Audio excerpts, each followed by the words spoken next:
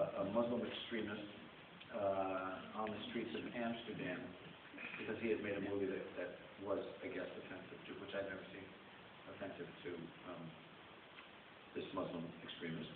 So, but he had these 3 movies that he made that were all similar in structure and tone, that were just two-handers, meaning there are only 2 people in each film. They all basically take place in one room. And he had this idea that he wanted to remake these 3 movies as in English with American actors.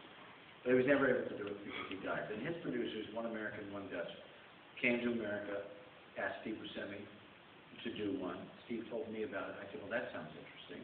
I'd like to look at the other 2 and see, you know. And so I met with them, and I looked at the movies, and I said I'd like to do Blind Date.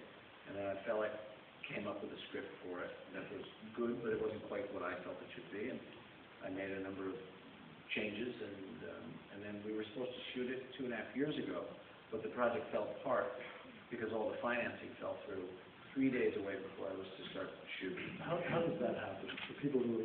That's a good question. How does that happen?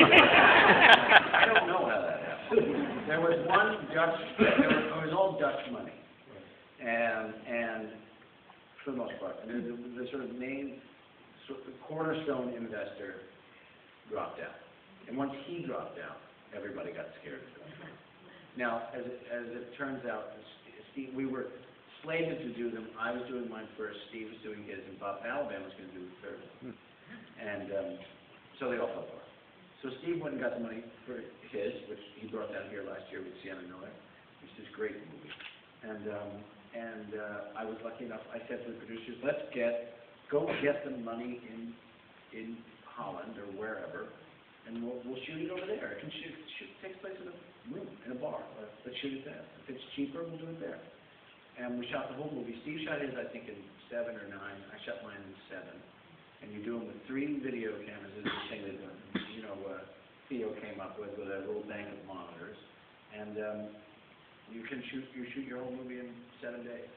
And it's one of the best experiences I've ever had.